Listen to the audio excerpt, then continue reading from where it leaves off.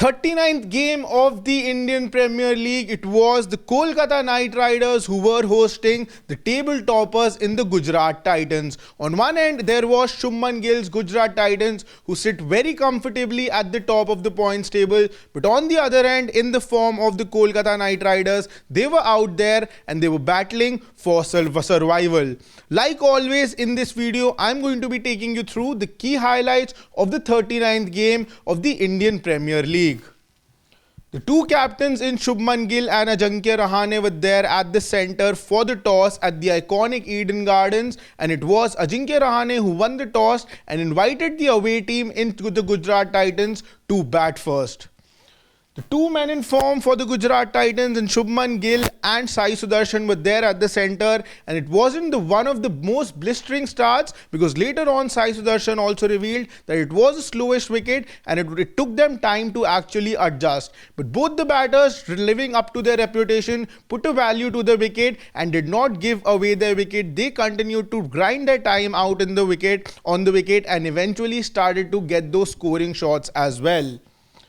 Both of them played tremendous cricket and both of them reached to their half centuries. It was a great opening stand for the Gujarat Titans. A wicket which was looking a little too paced, but still 200 was going to be a total which the Kolkata Knight Riders would have been happy with, because Ajinkya Rahane later on revealed that the Kolkata Knight Riders team was trying to restrict the Gujarat Titans at anything under 200, but the Gujarat Titans were on the track to reach to a total of 200 or maybe even in excess of 200 because wickets they were not losing at any time soon. Both played great cricketing shots, both got to their half century. Another half century for both the duos. Sai Sudarshan has gone on and now currently holds the orange cap as well, but today had to get out on 52. He's really searching for that big score because he's got a couple of lots of 50s in this tournament so far, but really hasn't able to convert those half centuries into centuries. He will be looking to do that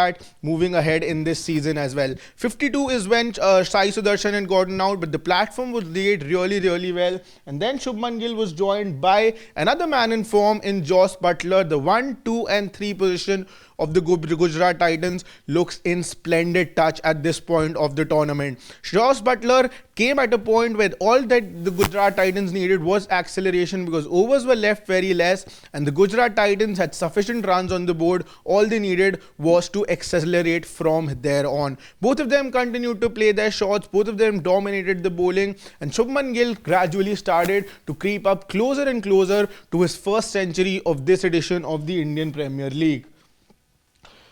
Shubman Gill's dominance continued, and it was all certain that Shubman Gill is just about to register his century, and that was going to be the first century for him in this season. But it wasn't his day, just maybe because the Shubman Gill, the captain of the Gujarat Titans, missed out on a well-deserved century. He had to get out. He returned back to the pavilion at 90, and you can tell by his reaction that how disappointed was he, because he had done all the difficult work. Everything was done by him, but then he had to miss out on that century just by 10 runs. But his team was on track to get 200, and the final punches were given by Shah Rukh Khan and Jos Buttler. Rahul Tewatia did come but got out on the second delivery that he was facing, but the job was almost done for the Gujarat Titans. They managed to get 198 on the board, giving the Kolkata Knight Riders a batting lineup that was not in great touch, not in the best of confidence, a target of 199.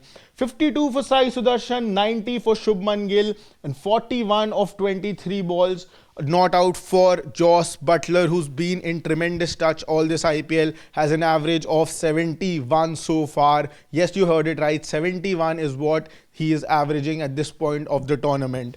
The Kolkata Knight Riders had a task in hand. 199 is all they needed. Ajinkya Rahane thought that it was a chaseable total, and that's not how it started. Rahmatullah Gurbaz came in today in place of not that much in form Quinton de Kock. He was in, but he too wasn't able to impress much, had to return back to the pavilion in the first over itself.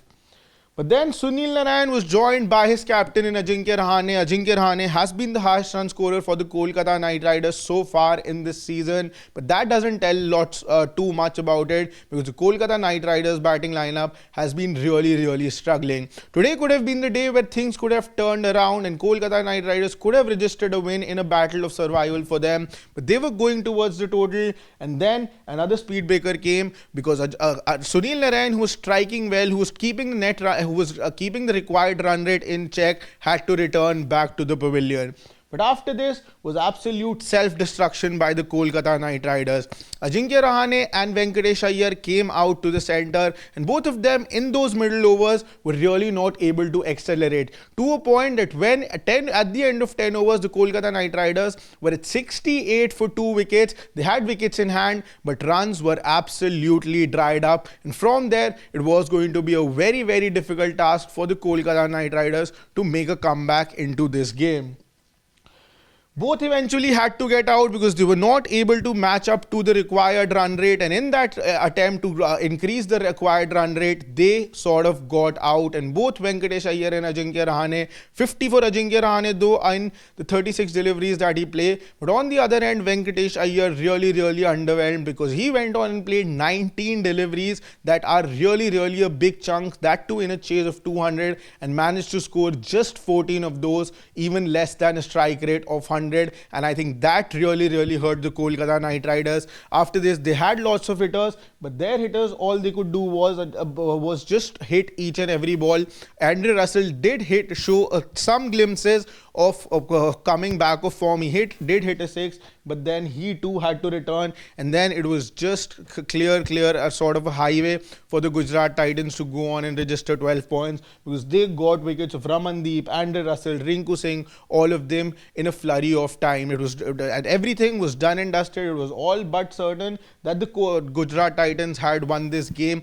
Tremendous performance for them. They've really pushed the Kolkata Knight Riders back as far as the race of the playoff is concerned. But for themselves, they've held themselves a lot, because they have made sure now that they have reached on 12 points. They're the first team to do so, and all they need now is 2 more victories to at least give them an excellent chance to secure their position in the IPL's 18th edition's playoff. And that is why this team looks a very good and a happy unit at this point of time.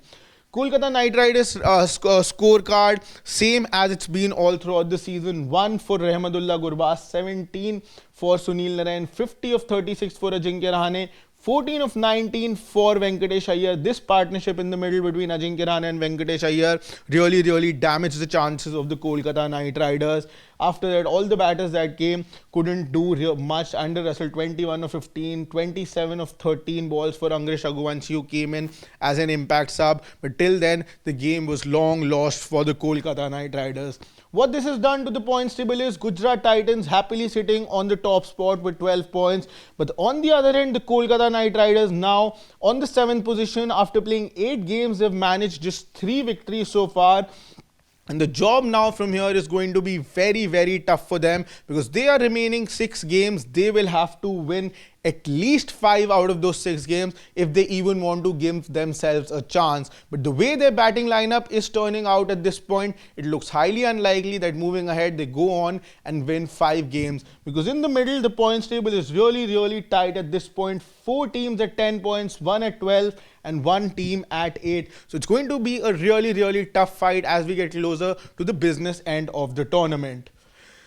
It's going to be really interesting. The playoff race is really intensifying. We've crossed the halfway mark of the tournament, closing in on the business end. So lots more cricketing action coming your way. What do you think about the Kolkata Knight Riders' chances from here? Can they make a comeback, or should they sort of agree that this is the end of the season for the defending champions of IPL? You can let me know about this in the comment section below. But for now, that is all that I've got for you. Lots more interesting content coming your way, so stay tuned. Subscribe to Sports Today, like this video, share it with your friends, and do not forget to press the bell icon so that as soon as we are live or there's any interesting content coming your way, you guys come to know first.